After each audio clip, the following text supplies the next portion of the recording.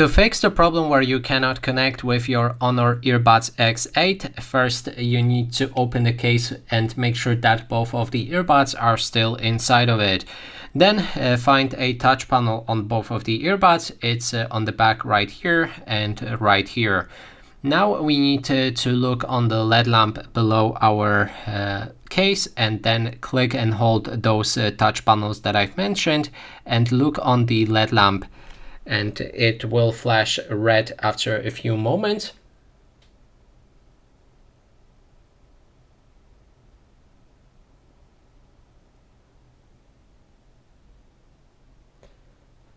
Which will reset our devices to factory settings. So if we close the case and reopen it and move to the Bluetooth settings of my smartphone,